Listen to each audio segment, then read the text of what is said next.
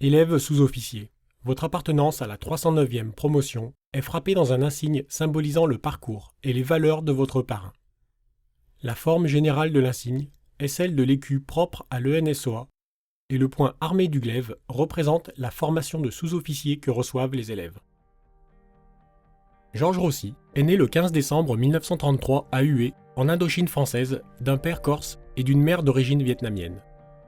Adolescent, il sera particulièrement marqué par le drame vécu par son pays natal au cours de la Seconde Guerre mondiale. Face à cette situation, et désireux de s'instruire pour servir, il effectuera sa scolarité de 1948 à 1952 au sein de l'école d'enfants de troupe de Dalat, destinée en priorité aux jeunes Eurasiens, et appartiendra à la promotion Général de Lattre de Tassigny. L'école de Dalat avait pour devise « S'instruire pour servir ». Le soldat Rossi s'en est particulièrement imprégné et ces mots, désormais inscrits en haut de votre insigne, le guideront toute sa carrière durant. Tout en étant maintenu à l'école d'enfants de troupe de Dalat pour y terminer le peloton d'élèves gradés, Georges choisit de servir dans l'arme du train et s'engage, le jour de ses 18 ans, au titre du 503e groupe de transport stationné à Hué, où il servira comme brigadier chef. Le jeune Rossi a choisi l'arme du train et y restera fidèle toute sa carrière. Les couleurs vertes et blanches sont les couleurs propres à cette arme et la roue dentée symbolise toutes les formations du train dans lesquelles il aura servi. À compter du 1er février 1953, il est affecté au sein du 255e détachement de circulation routière et sera promu maréchal des logis le 15 septembre de la même année. Pour avoir pris part à de nombreuses opérations sur ce théâtre, le général Raoul Salan, commandant le corps expéditionnaire français en Indochine, lui remet le 15 mai 1953 la médaille coloniale avec agrafe Extrême-Orient. Après avoir vécu douloureusement le retrait de la France de ce pays où il avait ses racines et qu'il aimait passionnément, Georges est affecté en métropole. En attendant de rejoindre le 519e bataillon de marche du train, en cours de réarticulation en vue de s'adapter à ses nouvelles missions, il sert pendant 2 ans comme chef de groupe au sein du 123e escadron de réserve générale du train, du 528e, puis du 524e groupe de transport. Après un rapide passage à Tours au sein de l'école d'application du train en vue d'y passer un examen de cursus, le maréchal des logis Rossi rejoint le 519e BMT à Casablanca en mars 1956. Formé au combat d'infanterie, il est alors désigné comme sous-officier adjoint en section de combat. Pour les services rendus durant ses 2 années de présence au Maroc, il recevra la médaille commémorative des opérations de sécurité et de maintien de l'ordre en Afrique du Nord et sera promu au grade de maréchal des logis chef le 1er janvier 1958. De nouveau éprouvé par le repli des différents postes tenus par son unité dans le Rif, la région de Fès et du Tafilalais, il se prépare à faire mouvement avec le bataillon en Algérie du fait des insurrections en cours sur cette terre alors française. Une fois arrivé sur ce théâtre, Georges participe aux opérations de maintien de l'ordre dans le sud-oranais du 10 janvier 1958 au 29 décembre 1959, dans le massif du Djebel Amour. Au cours de cette période, il se distinguera à de nombreuses reprises dans son régiment de cœur qu'est le 519.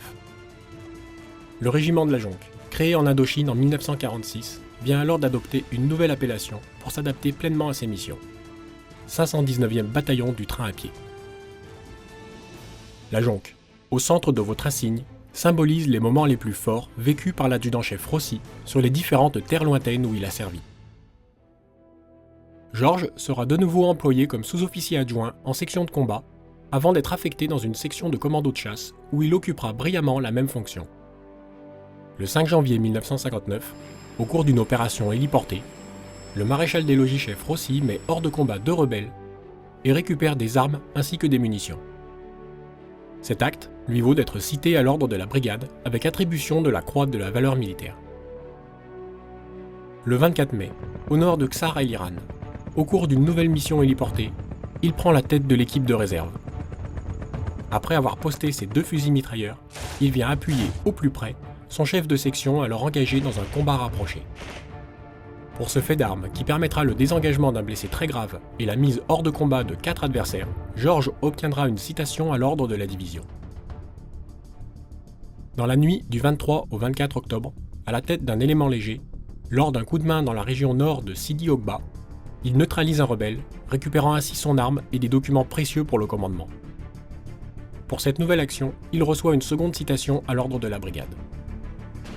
Enfin, le 5 novembre 1959, dans la région de Tawaïa, il est accroché avec sa section par un fort élément rebelle.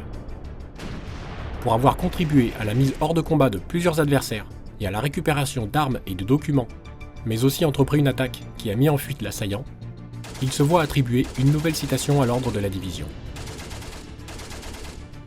Ainsi, mis à part une courte période entre l'Indochine et l'Afrique du Nord, Georges Rossi, jeune sous-officier, a passé ses 10 premières années de service au combat dans des conditions morales et physiques particulièrement difficiles. Du fait de son savoir-faire, mais surtout de son savoir-être, le maréchal des logis-chef Rossi est affecté le 1er janvier 1960 au sein du 1er régiment du train qui a vocation à soutenir de nombreux organismes politiques et militaires de la région parisienne.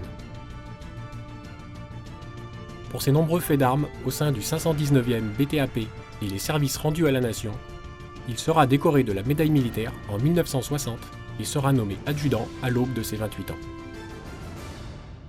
Le ruban de la médaille militaire, plus haute distinction militaire française destinée aux sous-officiers, apparaît sur la gauche de l'insigne. L'adjudant-chef Rossi a reçu cette décoration pour fait d'armes. Le 1er mars 1965, en pleine guerre froide, Georges est affecté au sein des forces françaises stationnées en Allemagne pour servir comme adjudant d'unité au sein du 535e groupe de transport de Karlsruhe. Calme, maître de lui, de ses émotions et de ses sentiments en toutes circonstances. L'adjudant Rossi obtiendra sans aucune difficulté l'estime de ses chefs et l'adhésion de ses subordonnés. Durant son séjour au FFA, Georges sera promu au grade d'adjudant-chef et sera désigné, du fait de son expérience, sa sérénité, sa disponibilité et ses remarquables qualités humaines et professionnelles, comme président des sous-officiers, mais aussi comme capitaine de l'équipe de tir du 535e GT et interlocuteur privilégié d'une formation de l'armée de terre allemande. Le 17 juillet 1973, Georges est affecté au sein du 40e escadron de quartier général de Strasbourg, où il sera particulièrement apprécié une nouvelle fois par ses chefs, ses pairs et ses soldats, pour sa façon de gérer les moyens de transport de cette unité. Pour sa remarquable contribution dans le cadre d'un exercice de manœuvre du niveau armé, il recevra une lettre de félicitations du général François Valentin, alors commandant de la première armée et gouverneur militaire de Strasbourg. Après 25 ans de service prestigieux sous les trois couleurs, l'adjudant-chef Rossi choisit de se consacrer désormais aux plus jeunes et est affecté le 1er janvier 1977 au sein du bureau de recrutement de Strasbourg, où il sera détaché pour emploi auprès du ministère de l'Éducation nationale jusqu'en décembre 1996. Ainsi, pendant presque 20 ans, ses qualités foncières, son sens des rapports humains et son rayonnement trouvent leur plein épanouissement en tant que conseiller d'éducation des lycées professionnels Jean Geiler et Baldwin-Grayon de Strasbourg. Une nouvelle fois, Georges arrive à insuffler à la jeunesse qui le côtoie son patriotisme, sa courtoisie, son affabilité et ses valeurs. Attaché à la France et à sa région d'adoption, et désireux de conserver la mémoire de ceux et celles qui sont morts pour la France, l'adjudant-chef Georges Rossi se consacre, en parallèle de cette nouvelle carrière, aux anciens combattants et à l'association du souvenir français du Bas-Rhin, dont il sera le porte-drapeau jusqu'à son décès. Lors de ses temps libres, il continuera à pratiquer du sport, notamment du volley-ball, qu'il pratiquera d'ailleurs jusqu'à plus de 60 ans. Pour récompenser son engagement spontané en Extrême-Orient, sa terre natale, et la qualité des services rendus alors qu'il était à peine âgé de 18 ans, la croix du combattant volontaire avec agrafe Indochine lui sera attribuée par le ministre de la Défense le 18 décembre 1985. La croix du combattant volontaire, peu connue car particulièrement rare, possède un peu des trois valeurs propres à la Légion d'honneur, à la médaille militaire et à la croix de guerre. Enfin, couronnement d'une vie tout entière consacrée au service de la France, Georges est élevé au rang de chevalier de la Légion d'honneur le 11 avril 1996, décoration qu'il recevra le 14 juillet sur le front des troupes à Strasbourg, sa dernière garnison. L'adjudant-chef Georges Rossi décède le 21 décembre 2003, quelques jours avant Noël, après un terrible et dernier combat contre une longue maladie. Cette dernière bataille, il la mena avec le même courage que jadis les combats pour défendre la liberté de son pays et les valeurs qui lui étaient chères. Son départ crée une vive émotion parmi tous ceux qui l'ont connu, estimé et aimé. Sa famille, Ses anciens camarades enfants de troupe, les cadres et soldats de l'arme du train en général et du 519 en particulier, mais aussi les membres du Souvenir français et des associations patriotiques d'Alsace. Chevalier de la Légion d'honneur, médaillé militaire. 4 fois cité, l'adjudant-chef Rossi était un chef courageux et charismatique, particulièrement apprécié pour son sens de l'engagement, ses remarquables qualités et son esprit de camaraderie. Amoureux de son pays, altruiste, combattant et sous-officier exemplaire, il est un exemple à suivre pour les jeunes générations. Élève de la 309e promotion. L'adjudant-chef Georges Rossi aura servi la France aussi bien au sein de l'armée de terre qu'au sein de l'éducation nationale en incarnant la devise de l'école des enfants de troupe de Dalat, s'instruire pour servir. Comme vous, il avait hâte de rejoindre une unité. Comme vous, sa première affectation militaire l'aura profondément marqué et, comme vous, il était fier de servir son pays. Élève sous-officier de la promotion adjudant-chef Rossi. Soyez fiers et dignes de votre ancien et appliquez à votre tour, tout au long de votre carrière, la devise de votre école.